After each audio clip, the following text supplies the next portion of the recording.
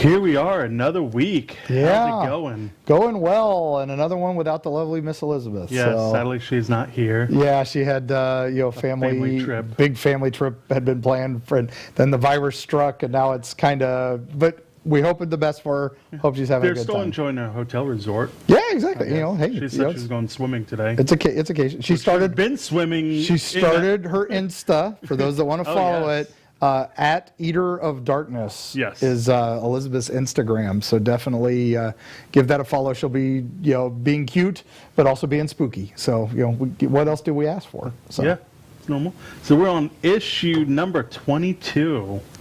Oh wow, is that where we're at? That's what it says. I think I've only done a couple. So I think somehow they're just skipping numbers. It's point. We can reboot. You just do new 52, and everybody's done number ones. There was 1 year Marvel decided to reboot twice in the same year. I don't remember. I just remember the best thing about it was that Squirrel Girl got 2 number ones, and Howard the Duck got 2 number ones that year, and they were both touting that they were the first comic to get two number ones in the same year. So that's funny.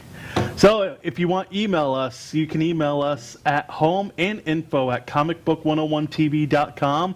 Follow us on Twitter, Facebook, Instagram, comicbook101tv.com. And let's mention some show supporters. We have Jeff and Holly Collectibles. If you come out here, they're right across the hall from us. Awesome little shop they got going. Last week, they did their raffle last Saturday.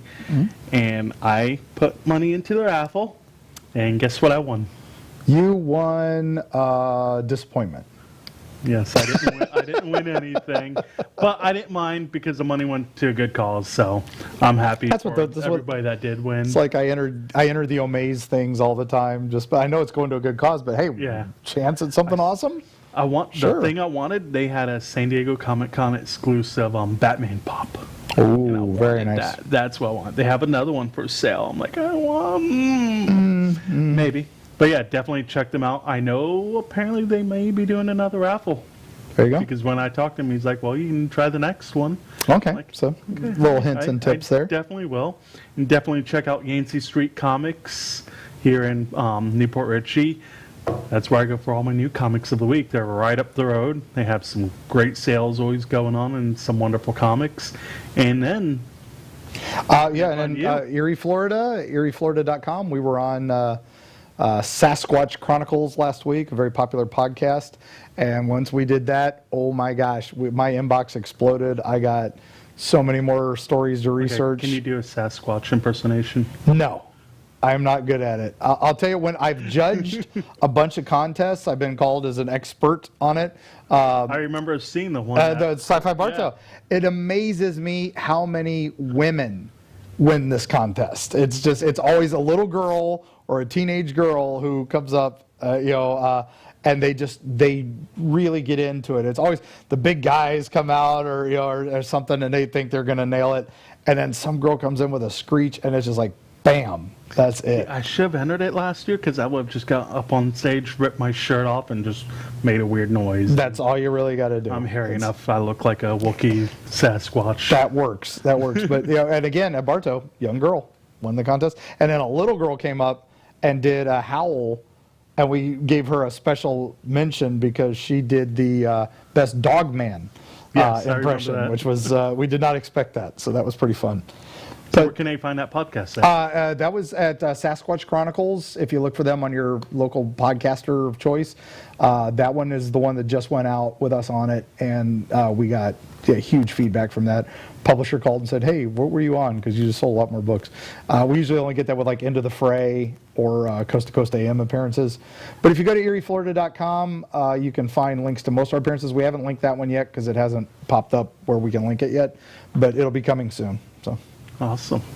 Oh, it's always good selling your books. Always. Hey, never going to say no to selling books, especially when Tampa Bay Comic-Con's closed. That was going to be our next. Oh yes, that's sad. Event. We were. I was looking forward to it because. Yeah, we didn't have Creepy Florida hadn't premiered yet last year's Tampa Comic-Con, so we only had the 2 main books and then our older books. This would have been the first year we had Creepy at Tampa Bay, and that would have been huge.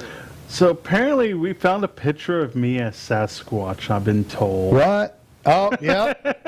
I remember when you posed for that. That was before you started doing the purple mattresses. We weren't commercials. supposed to show people that photo of me. It's tastefully done. Tastefully done. That was before. So I posted on my Facebook page a memory last week from MegaCon 3 years ago. My friend Hunter, we used to tech warp together, and we threw an air mattress in the middle of the living room because at the Airbnb he didn't want to stay in the room I was in because I snored too loud. So that day I jumped in bed with him and started spooning him. Oh, nice. And I should think before I do things, because our photographer Eddie from Eco Photography was there and took a photo of that. Took photos. And that went up for a long time on Nerd Talk. They even had a thing, hashtag this for a prize. Yes. Got hashtag joysticking. Nice. So that just makes me think of that photo there. Nerd spooning is wonderful. Yes, it's okay. It definitely is. It is okay. There's no shaming here. So some new comics came out this week, which is exciting. Good. Marvel came back out with comics finally. Yeah, I was happy. Albatross Press came out with stuff, so it was like perfect Father's Day. For Father's Day, my wonderful wife and my daughters got me this amazing art of Eric Powell. And the art and many other mistakes of Eric Powell. Now, those of you who don't know Eric Powell, he is a Dark Horse Comics artist. Looks like Seth Rogen. It does a little bit. That's a self-portrait. That's how talented he is. Oops, I just lost the mic. Hopefully I'm still talkable. Rob will let us know if I'm not. So, and that did that. So there we go. Now I'm back. Sorry. Anyway, The Goon is probably one of my favorite series, and we will talk about him another episode, and I think I've gone really crazy. But anyway, The Goon is one of my favorite comics. We'll talk about it in another episode. But this guy is a genius artist, and Artwork there. yeah, it's incredible. And he's self-taught. He does his own things, and this is written by a psychiatrist who profiles serial killers. But it's really this guy. That's interesting. It's really this guy, and it's just part of his sense of humor. This is Boom Studios through Dark Horse, and he was formerly Dark Horse, and then he has his own publishing company called Albatross Books, which he uses now. So, and then the first new issue came out, which I'd been waiting months for, because we had ended on a cliffhanger, and everything shut down. But now it's back. Your mic just keeps wobbling. It just wants to walk away. Why don't you cut over to him for a minute and he can tell about his comic? So let's talk about some new comic books. I sadly have not been able to go to the comic shop. My job, I got a new promotion, so my hours kind of changed a little. But we have a lot of new comics this week from Boom Studios. The number 11 from Angel and Spike. We got new Jim Henson Labyrinth. New Mighty Morphin Power Rangers comic came out, and I actually pre-ordered the special edition foil ones from Boom Studios, because a lot of times comic shops only get a couple, and if you have a subscription, those people are usually the ones that get it first. So I definitely ordered some of those ahead of time. But it was good. Marvel came back with some big comics this week. Let me just scroll down it. And me and you were talking about one, Empire. Avengers Empire, number 0 came out. And there's several different variant covers of that. Yeah, Empire is looking pretty good. I think I'm good. Empire is the next big crossover event from Marvel, where it's going to span all the Avengers titles and a few of the cosmic titles. It's looking pretty crazy. I haven't even picked it up yet. I'll probably pick it up tomorrow before Nerd Talk. Yeah, I guess issue 0 came out. They always do that, the prequel that ties it all together. Again, it's another one that's been building up, kind of like all the others. Age of Ultron, Age of whatever. This is the big one for this year. Yeah, and we got also like Thor number 5 came out, Star Wars Bounty Hunters number 3, which I've already been collecting those already, so I definitely want to pick that one up. But one of my favorite ones from DC Comics that came out, I'm a huge Green Lantern fan. Green Lantern 80th anniversary, 100-page magazine comic came out. So I'm definitely going to pick that one, and I'm getting a Neil Adams cover. Because Neil Adams is one of my favorite artists, right? Neil is awesome. So a lot of good comics. There's still a lot more. There's over 100 different comics. He drew my Batman. That was when I started getting into Batman art, was because of Neil Adams. And even Transformers vs. Terminator came out. Oh, hey. So that crossover. that's a crossover, and that kind of leads. What are we talking about tonight? Well, I thought we'd do Cosplayer of the Week, and All then right, we'll go into we'll do it. Cosplay of the Week, then we'll give a little talk about what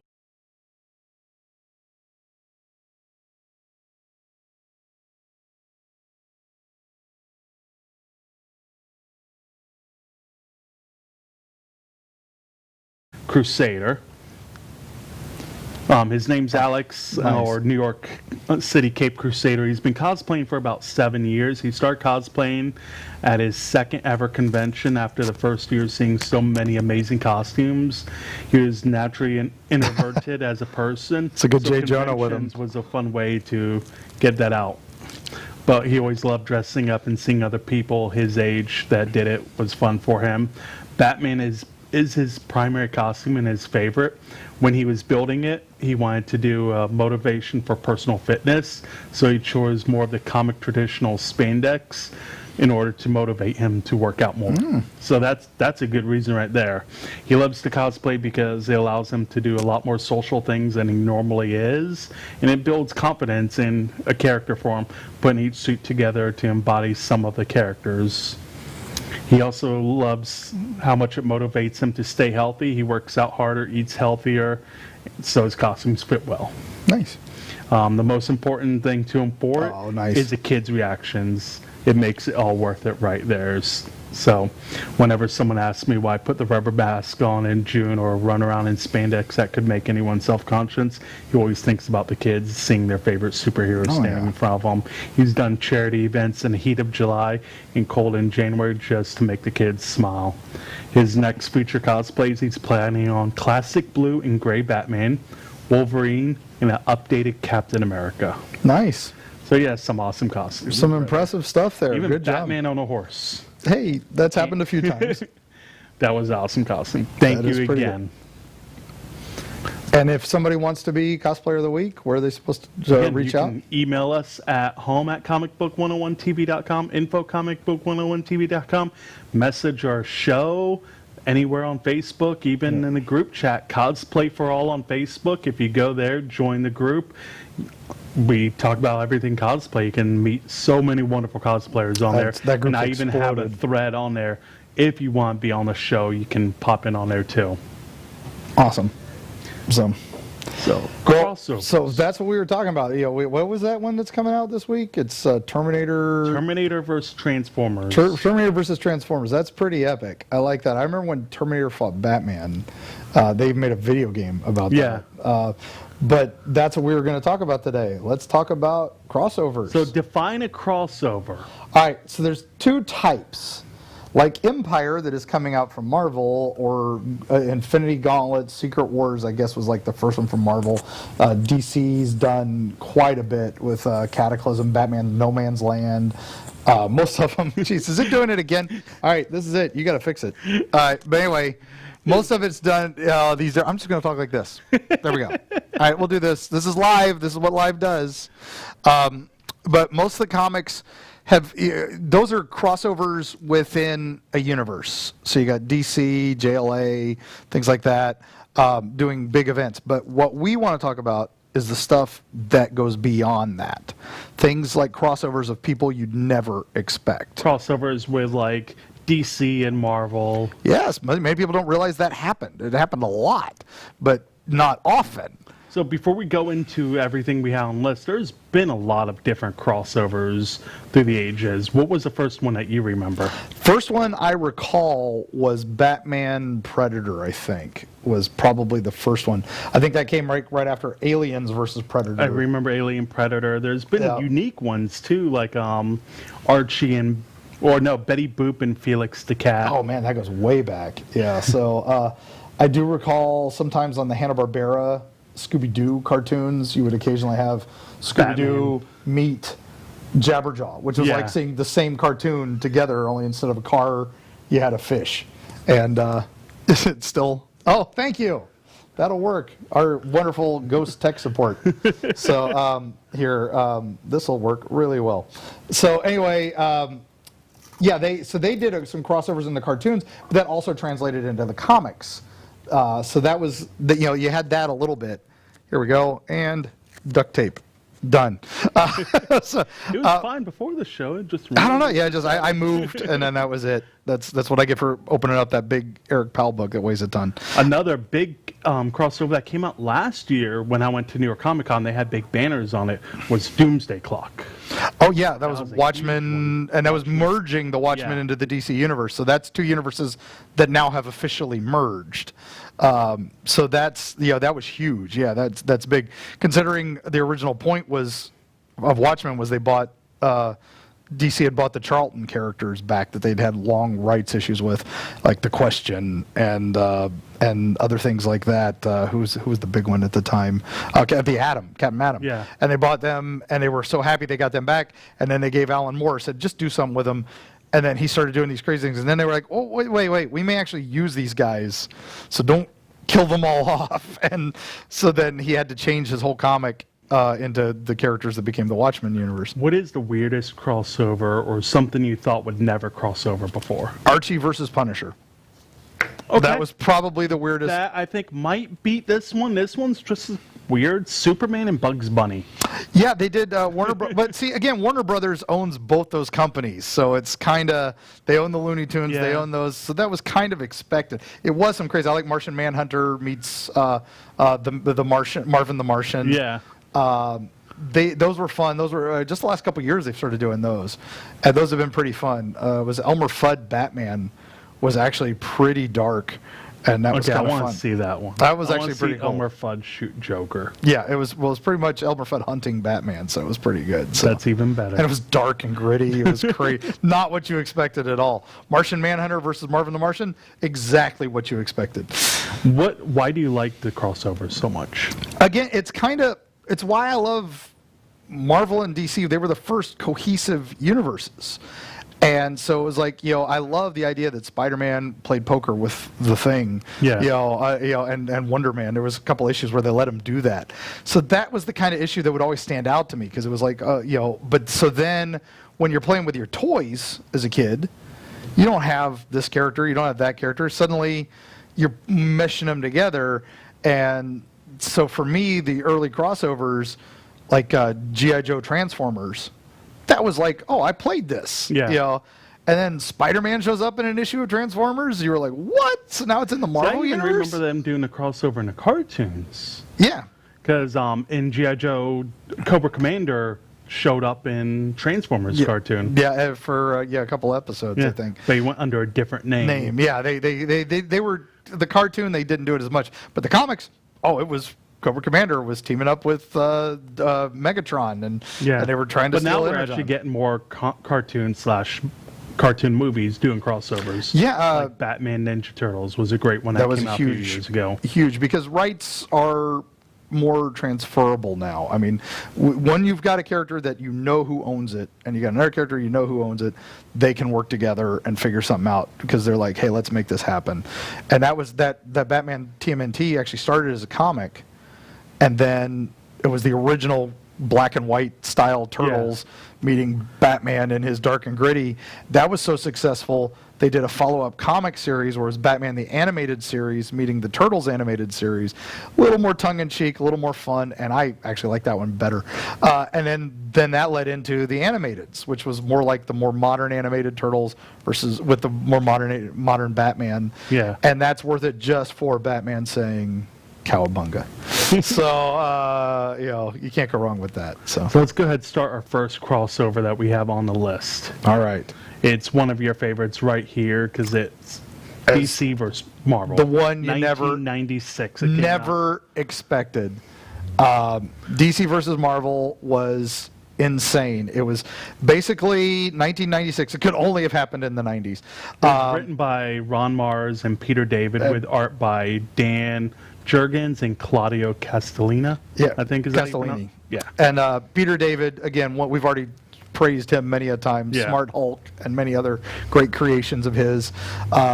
He came up with this idea with these others, and they got permission. And so DC published the first and third issue, and then Marvel published the second and fourth issue, so that way they could do it. Each of them got and it. they basically there's two universes. There's these two godlike beings that are each embodiments of their universes, and they finally notice each other, and so they reach out to touch each other. And what happens is they decide only one of us can live. So they force them into battles. Each universe chooses a champion to fight the other. And it's the comics industry at this point, it's the 90s. So Spider-Man, it's Clone Saga Spider-Man. So it's Ben Reilly, who is Spider-Man at this point. Superboy is around because of the whole Death of Superman thing. But don't you have the villains, too, fighting with them? Yeah, the villains They're are fighting kind of as well. teaming up together. Yeah, and so you have some odd crossovers. And so what happens is they have the big battles. They let you phone in a 900 number to vote on who's going to win in the major battles. So, and that of course included Batman, Captain America. Now this was right after the Batman movies were everywhere, and Captain America had been shoved to the side. So I was like, so of course Batman's going to win that one. Thor versus Shazam. That's pretty big, but and then Superman versus Hulk.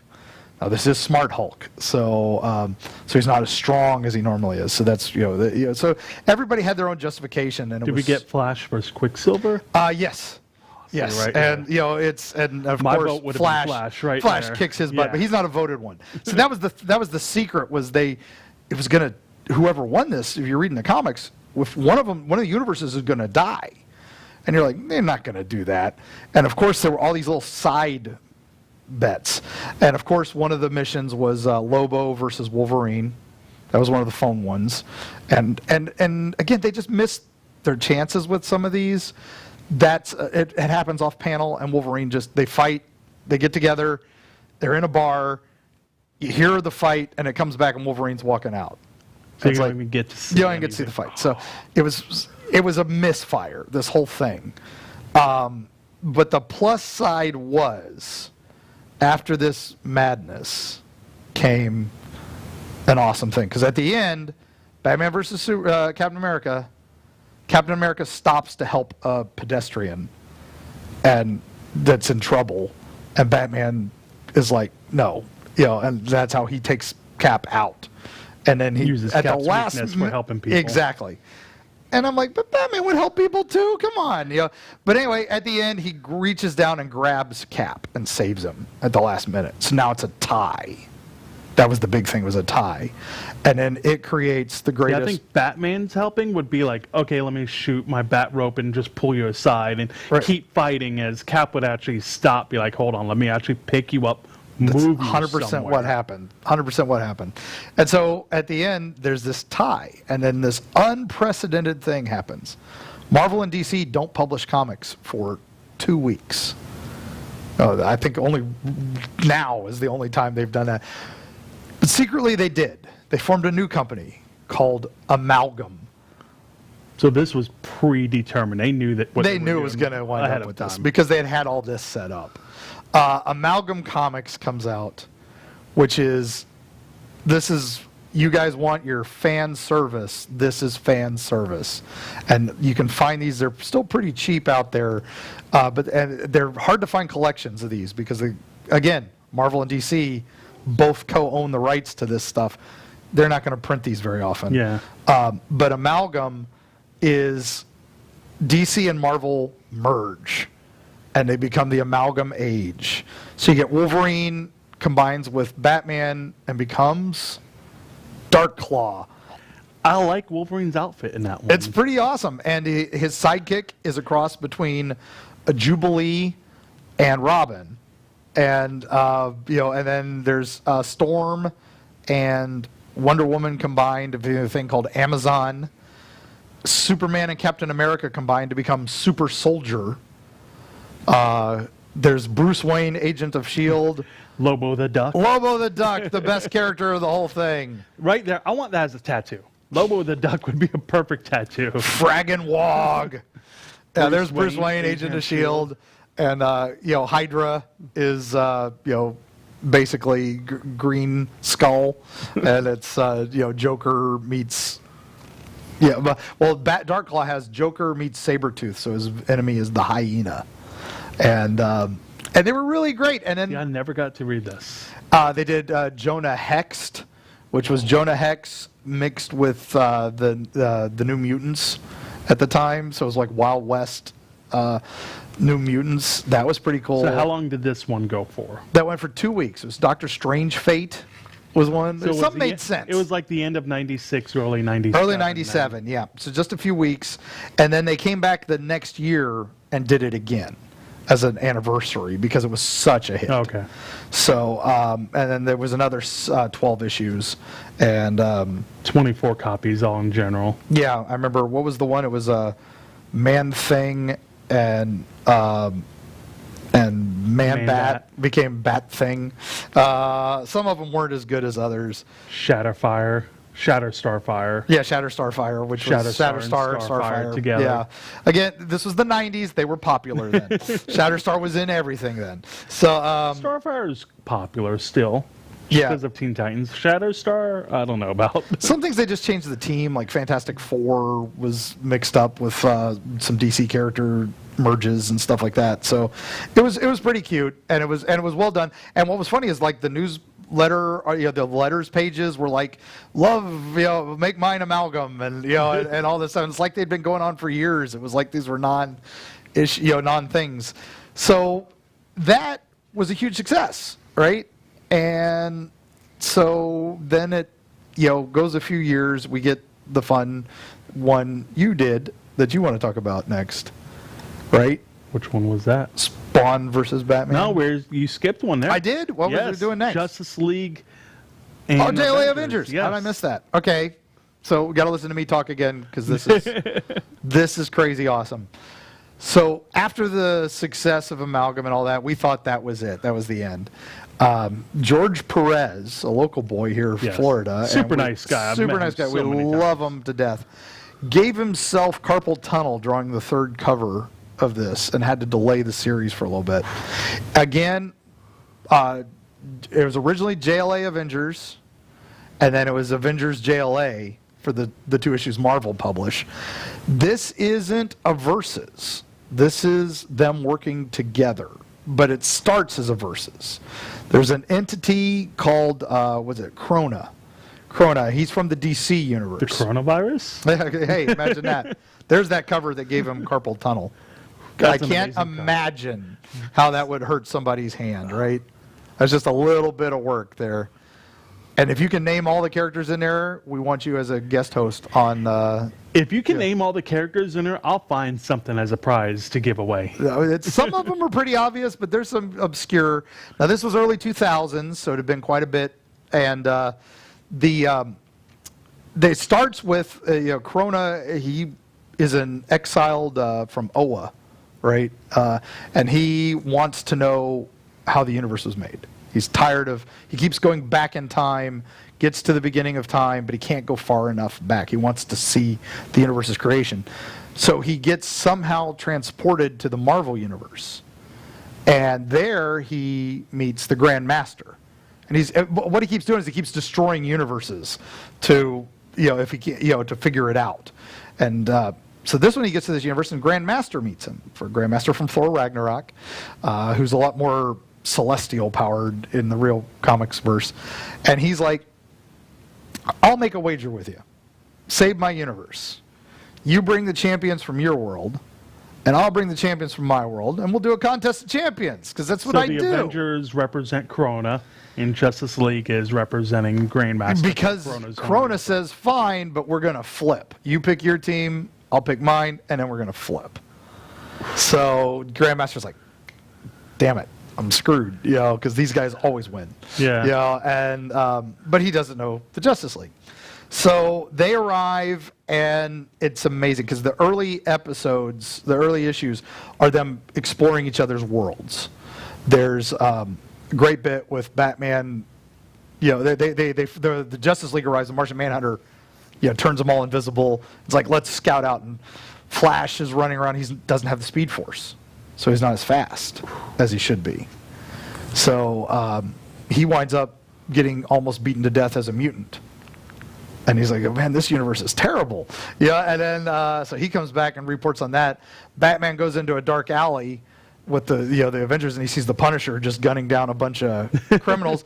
So that's not his style there. So the next scene is you don't see the fight, but you see Flash going, what about us not interfering? What about us not doing anything? You just yelled at me about, why did you beat the hell out of that guy? But so it starts going on. We realize that this is happening all over the universe. Like the Justice League, the Green Lanterns are being invaded by the Brood. And and having to deal, suddenly the Kree and Skrull are having to deal with Darkseid. In the middle of their own war. So they start realizing the scope of this, and then the teams meet, and Cap and Superman. Cap realizes these guys are the Squadron Supreme. That is a knockoff of the Justice League in the Marvel Universe that are evil, and he's like, these guys are just a bunch of Squadron Supreme wannabes, and then Superman's like, these guys, they let their world fall apart, let's take them out. So of course you have the obligatory fight. Yeah. The best thing about that one is the Batman Cap fight is amazing. It is, each one takes like 3 punches at each other, and then they block. And the other one takes 3 punches at the other one, and then they block. And it's just really just quick, just quick moves, and they're kind of reading each other out. And then Batman just stops and says, okay, you can probably take me, but it's going to take you a while, and I don't think we're enemies. And Cap stands down, and they all stand down, and they start working on it, figuring it out. So anyway, long story short, Grandmaster shows up and tells him, yes, you have to find these implements, and then the Justice League has to find these implements, and whoever wins saves their world. So they all start going around. I remember Quicksilver in the DC universe is so happy he can run so much faster, and he's like, and they have museums dedicated to their speedsters. This is awesome. Why don't we have this? But the big finish is, of course, they all figure out this guy is a disaster and he has to be stopped. And they go to a world that's built to stop him from getting to Galactus, which will end both universes. And so they get there, and it's epic. It's everything you want. It's every imaginable combination. And George Perez does it amazingly. And they're all teaming up to fight Krona, who is summoning every villain they've got. So what happens is Cap stands back, and he teams up with Martian Manhunter to strategize the whole thing. And so he's using Martian Manhunter's mental skills to coordinate everybody. Cap and Thor lead the charge, Superman and Thor are leading the charge in. And the big moment, I'm going to give you a spoiler on this, but this is the reason you want to read this comic, all right? They can't get through. They're beating on this door, and all the big monsters are Fin Fang Foom from Marvel. I forget, one of the big monsters from DC is there, and they're blocking it, and Superman's like, I can't get through, and Thor is just getting overwhelmed as well, and Thor goes, son of Krypton, do well with it, and throws him Mjolnir. Now it's Cap had already given him the shield to try to help through because Cap's coordinating. Yeah. So Superman has the shield, and then he gets the hammer. And then he's just like, the power, and he just explodes and just destroys everything. It's incredible. It's the reason to see it.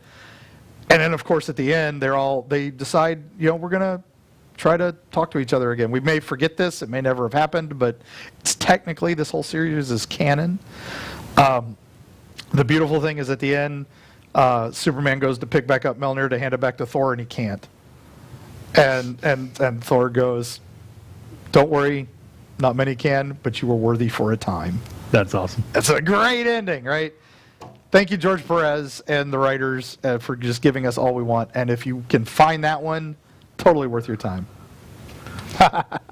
Good shot, Rob.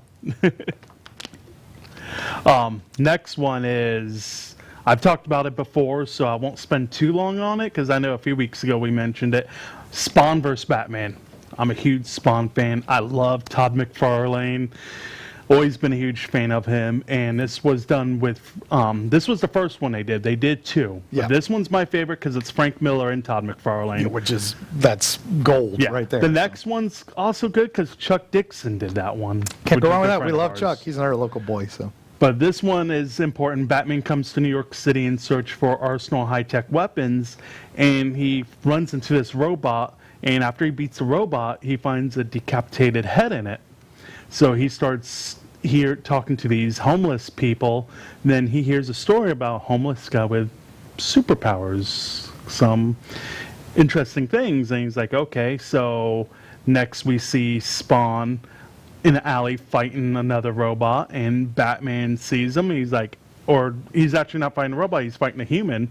Batman sees it, he's like, hey, this must be the villain. Let's go fight. So Always. That's how these crossovers work. yeah, and Because that's what you want to see. Spawn's not the most friendly person. He will kill. He's an anti-hero. So Batman jumps in and they have a good fight, and Batman actually loses this fight, and he runs off scared to death, not knowing what's going on. Then next we see Spawn again, finding out he fights this robot, finds out it's his dead friend he's looking for. So they're trying to figure out what's going on. They end up finding each other again and have another big battle. Of course. They pretty much tied at this point. They both are too tired. Batman's beat up bad, bleeding everywhere, and they're like, okay, we're not the cause of this. Spawn explains this is what happened, and he mind probes him, basically lets him read his mind and finds out what's happening. Nice. So Love, they find out it's the villain. She comes back, sends a big robot after them. They defeat that robot. She sends a nuclear missile out, and they stop it. Well, there you go. But at the end's the best part. Batman's still not fond of Spawn, how he handles things. Spawn's like, well, we work together as a team, and Batman's reaction, battering right in the middle of Spawn's head. Nice.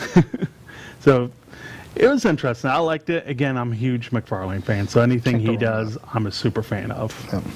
So did that one quick because I know we talked about it Yep. a few weeks ago. So what's next? Batman vs. Predator, Yes. 1991. This was Batman, probably one of the first. Notice that I has a recall. lot of crossovers he's done. Yeah, he gets the most because Warner Brothers wants to license him out. He's the most money, so he's their money guy. So of course, if you're going to do a tie-in with Batman, you're going to make some money on it. I want to see Batman vs. Power Rangers. It might happen someday, especially the rate. Batman Predator was great because it followed right after Predator 2 had come out, so we'd already built that mythology again. So we knew that he hunted fighters and he liked the heat of the Predator, and some incredible covers on this series. And then, and of course, Batman learns about the mythology of it, and so it's two boxers, I think, at the beginning are fighting, and one of the boxers disappears, so that's why Batman's drawn in. And then, sure enough, I just remember for a long bit of it, he gets beat up, he gets tore up. Batman gets beat. Bane style almost, and so he has to make the power armor suit, which we see later on in so many other things. Again, this was kind of a tribute to Batman Legends of the Dark Knight and all that, Dark Knight Returns and all that. So, gosh, I just remember at the end, it's another one of those where he finally beats him and takes it down, but before he can activate the nuke to destroy Gotham City, this alien Predator ship comes down, and we get more Predators, and they congratulate Batman by throwing him a pirate cutlass, which is similar to the end scene of Predator 2 when he throws. That's the thing. gun. Predators are they have honor. Yep. So, like we've seen in a Predator movie, the one girl killed an alien, so the Predator gave her the staff. Yeah, the staff. Yeah. So they're about honor. And that was at Predator 2 at the end. He gives him the gun. So so it's pretty cool. I know in this one, the defeated Predator commits suicide with his sword at the end. Yeah. So it was pretty crazy. It was definitely a different take. I remember right around that same time, or maybe it was a little bit later, we did the Batman Judge Dredd, which was, again, came out. Again, it was like Batman was getting everything. Now, these crossovers, they go way back, though. I mean, we were talking before the show that there was a Hulk Superman, and then there was a Spider-Man Batman, and all these, they were just one-offs, and they were never really canon. You know, this, again, the Batman Predator, they made it canon. They've kind of made that canon. So, and again, you can pick all these up. They have them all still in many of them, novels, omnibuses and stuff. Yeah, most of them are still in print, so it's not too hard to get a reprint of them. And if the comic shop doesn't have it in stock, they probably can order it. So just go there and say, "Hey, I'm looking for this. Do you have it? If not, can you order me a copy?" They'll usually have it within like a week or so. Yeah, Emerald City got us this within 3 days. So it was really nice. So. Yeah, I know. The next one, I love the original version of Marvel Zombies. Yes. And I'm a huge Evil Dead fan, Bruce Campbell. This was the ultimate combination. I am Mr. Bruce Campbell. I have a shrine to Bruce Campbell in my house. And he's been the nicest guy every time I've met him, and super nice. And so when this came out, I was all over it. So it was Ash versus Marvel Zombies. It was incredible. Marvel Zombies versus Army of Darkness, I think was the 5 issues in 2007 they did this. A limited series published by Marvel Comics in association with Dynamite Entertainment and Interscope Company. And it kind of introduced the Marvel Zombies back into the potential Marvel universe, where they were actually, because they were, if they got hold of the Necronomicon, they could summon, there's Dr. Doom meeting Ash. That was gold for me. The first issue, Ash dies. It's amazing because right off the bat, he gets taken out by Howard the Duck, a zombie, which is great. But then we find out that that's the Ash of the Marvel Universe. He's not as badass because he's never had to train against Deadites and stuff. So it's his first outing, he gets killed. And then the real Ash comes from Evil Dead gets sucked into our universe because Sentry goes to heaven and brings him down, which weird stuff, the Watchers and everything. So because Ash had died in his own death to Army of Darkness, had died in his own series, so this was bringing him back. And so this was combining the two. Amazing covers. The artwork in this book's amazing. The artwork in any of the Marvel Zombies have always been good. Always been good. They always bring their top talent. And this one, a lot of people like us are Bruce Campbell fans, so they had a line. They got to actually choose who they wanted to draw this one, so which was pretty cool. But yeah, so then our Ash comes in, and of course he has to deal with this, but it also brings in I remember he's fighting Daredevil and Thunderball, and he thinks he thinks Daredevil's the bad guy because he's the devil. So that's Ash. The name Devil. He's like, he has to be bad. And so for those of you who love the Evil Dead movies as much as we do, definitely this is a series worth checking out. And a lot of Marvel in-jokes. The Marvel Zombie series itself was really crazy, so this was just a neat way to bring it back. So was Deadpool in this? He was not in this one. Because I would have loved to see how Deadpool and Ash interact. That would be a good thing. That would be a good thing. So many jokes would have happened on that one. It could still. Because they keep, they're still making Army of Darkness comics. They're still making Marvel Zombies. Has been quiet for a little while. Maybe they'll bring it back. That'd be good. Marvel Zombies because of the coronavirus. Exactly. Next one I know is one of your favorites because of who it is. Oh, Batman versus Hellboy. Yes. And Mike did that one as well. Well, it was Batman, Hellboy, Starman. So they even brought in Starman into this. It was Magnolia covers, of course. And who wrote this one? I don't even remember. I'm sorry. I don't remember. Ted Knight? Yeah. Art by Mike. Yeah. I think you're right. And, written by James Robinson. James Robinson. Yeah. And so basically, it's by neo-Nazis. Golden Age Starman, who is Ted Knight, and then he's kidnapped by, like I said, neo-Nazis, and then he's dealing with Batman's called away to deal with the Joker, and so Starman's doing the mission, and then Hellboy gets thrown in there, and it's because it's Nazis and all that. It makes perfect who's fights Nazis the best. Exactly. And it's a crazy monster mash fight mix. It's insanity. It's everything you want, again, in these crossovers. That's what you want. You want the toys playing together. You don't, so many of these That's crossovers. what you did as a kid, was take your G.I. Joes and fight Transformers or fight Superman. In these, you start, with if some of these, they're so big about keeping them in their own separate worlds. That was kind of my problem with Batman Spawn early on, was they were in their own separates, and then they fight, which was great. That was fine.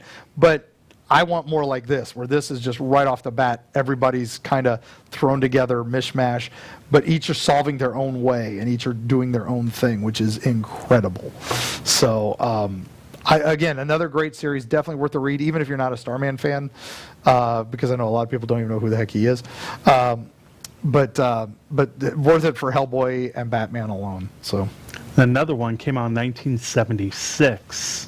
Superman vs. Spider-Man. I remember having a reprint big edition of this. This was, I think, probably one of the first ones. This was actually the year I was born. This came out. Oh, wow. Yeah, so I was 5. It's Dr. Octopus gets beat, and then Superman just stopped a giant robot from Lex Luthor. Classic 70s comics. And so they go to New York. And it's weird because it's like New York and Metropolis are still in the same world, and this isn't a universe crossing. This is just like they finally team up. They finally do this stuff, and so it's not canon, of course, and of course they fight, but because it's comics, there's always some sort of disagreement that leads to it, and. And it ends with them being buddies, of course. Classic 70s. Because it's Luthor and Doc Ock teamed up. Yeah. That's the whole point. Is the secret behind it all? Who would have thought these two? And then again, we get Batman and Judge Dredd, 1991. Now, see, Batman at his height. And then the Judge Dredd movie is, I think, came out around coming that time. around then. If it hadn't come out, it was close. And now, of course, some people have different opinions on that movie. We should do a Judge Dredd comic day. One day we'll talk all about Judge Dredd. For those who don't know, Judge Dredd's from a dystopian future. The first movie was 95. Okay, so it was a few years after this. I know they had talked about it at that point. Judge Dredd's a big comic series in the UK. Not so much over here, but he is still popular. He always wears the helmet. He's from the far future, and they're basically judge, jury, and executioner. They drive on these awesome motorcycles, and they have these awesome guns that you talk to them and they give you the different rounds. Now he deals with mutants and these mega cities where everybody's just in this walled city. That's what he has to deal with. And in this one, somehow he gets warped into Gotham City. And probably way different than what he's used to. Exactly. But I think then Batman gets sent to Mega City 1, and Judge Dredd arrests him. So and then of course Judge Dredd's arch enemy is Judge Death, who is basically the Joker but a cop, an undead Joker cop. I know Batman gets sentenced to 20 years in prison for his hate crimes. Yes. and then he punches Dredd. And then Judge Anderson, who's the psychic, I remember reading Batman's mind at one point, and she's talking about what a crazy mind it is, which is that would definitely be a crazy mind. Exactly. So that's a big thing. And of course, Anderson breaks Batman out of custody. Yeah, because she also realizes he's got a moral code and all that. So it's pretty epic series. Again, it went really deep into Judge Dredd and not so much Batman, which was, I think the point was to introduce people to Judge Dredd more than because everybody knows Batman. Yeah. So I think that's why they do so many of these Batman crossovers, is to try to introduce. He's a good one to boost up somebody. Because everybody knows Batman's story. So let's talk to somebody else. Especially since he stole it all from the Shadow. We'll talk about that soon. It's true. It's very true. But next one again, Batman, and we talked about it briefly earlier. Batman and Ninja Turtles. Okay, so this is. They've done what, 3 series of this now? Because originally it was this, which was the classic Batman drawing, modern Batman drawing versus the classic Turtles drawings from the comics. So it was the original Eastman and Laird style. 6-episode comic right there. Yeah. And pretty epic story.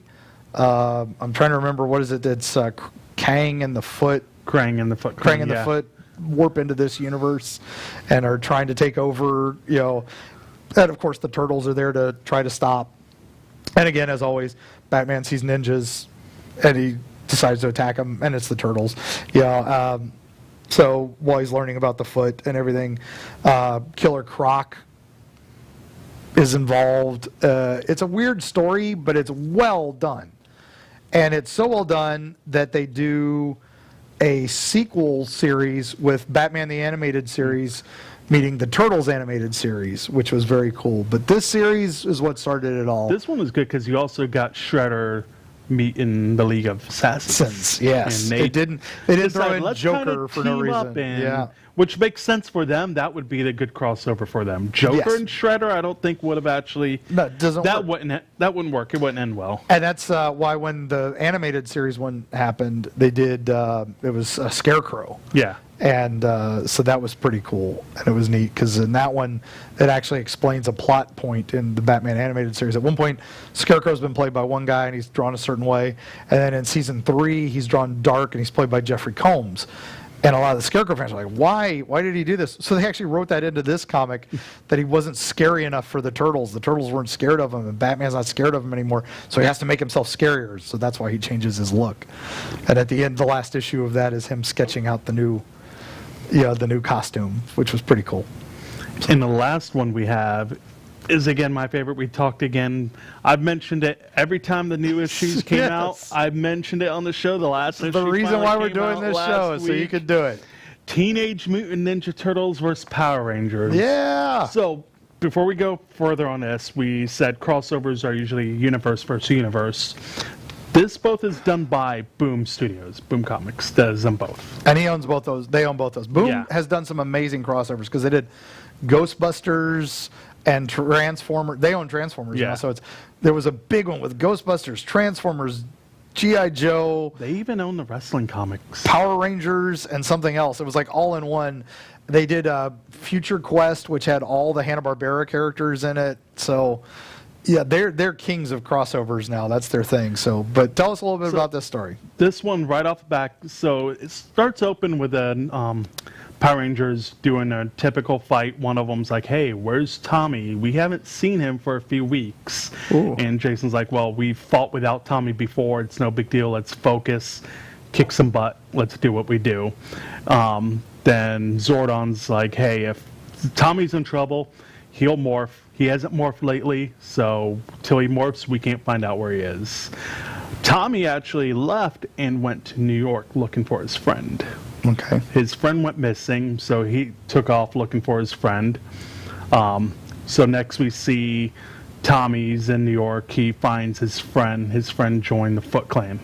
Of course. So he's talking to his friend. He's like, hey, you need to come back home. His friend's like, no, this is where I belong. He's like, no, this is a domestic terrorism. You cannot be with this group.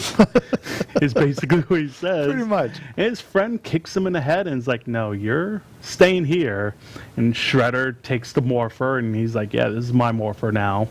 Wow. Before that happened, Tommy did morph before Shredder dropped him.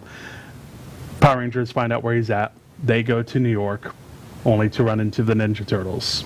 And they decide, hey, y'all are turtles. Y'all must be bad, because the only time we see animals is on our side, and yep. they're always bad. So they go into a big fight, and that's actually pretty interesting seeing that. So after all that, they find out, hey, we're on the same team. Let's figure out what's going on. Nice. Shredder gets the morpher and disables the morphing grid so they can't morph anymore. Zordon's like, well, you have to find the new team to morph since y'all can't. And they give them to the Turtles. Fantastic. So you have the Red Ranger is a T-Rex, Raphael is. Of course. Black Ranger is Donnie. Blue Ranger is Leo. Oh, that makes sense. Yellow Ranger is Mikey. Of course. So that was kind of interesting. Pink Ranger, who do you think would that be? April. Yes. All right. that April works. becomes the Pink Ranger, and of course Shredder becomes the Green Ranger. And poor Casey, still left out in the Still, cold. yeah, nobody cares about Casey. Nobody cares about Casey Jones. Before they get the Rangers, Mikey makes a joke. He's like, do we get to pick our colors? Nice. because they don't have orange. Yeah, they don't have orange. So it's funny. So they team up and they're talking. There's a lot of funny jokes in this. One of them, before they go into battle, finding Tommy and what happened, they break into the building where Tommy's at, and Mikey goes to Zach, your top three.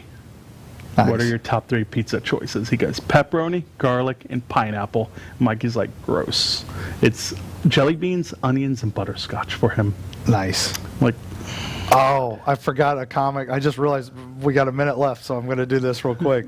I'm going to interrupt your story for just a moment. There was a Star Trek X-Men crossover. Ooh. Original classic X-Men with original classic Trek. And then there's a later one there. They did a next-gen comic with the modern Claremont X-Men with the next generation crew. And then they even did a follow-up novel to that one. But the original one, talk about the best crossover joke of all time, Beast, Hank McCoy, is in the doctor, is talking to Dr. McCoy, and Nurse Chapel walks in and goes, Dr. McCoy? And they both turn go, around. yes. And then and then there's a perfectly drawn DeForest Kelly face. Like that and Beast is doing the just so great. I Great didn't bit. realize we only have minutes, so I'll speed it up. So basically, a big fight happens. Rita gets Bebop Rocksteady, grows them up really big. So how are you going to Turtles- fight giant monsters? Turtles, since they're Power Rangers right now, get into their morpher. Get into the They get Zords. they get the Power Ranger Zords. All right, so it's still the same Power yeah, Rangers. it's still the same ones. Then Shredder comes out, blows his little thing, the Dragon Sword. He comes out in a green Dragon Sword. They're getting beat. Power Rangers come out in a robot turtle, and they're doing it good. Then I they would pay money for decide- this episode. Lord Zed's like, you need to morph into one, and they morph into the Super Turtle Megazord. Nice. And, of course, they win the day. That's great. One other joke. Raph asks, how does he blow the Dragon Zord? The whistle through the mask. Good point. Good But point. that is it. Well, we've learned to do lots of things with the mask through Corona. So We will see y'all next week. see you on the other side.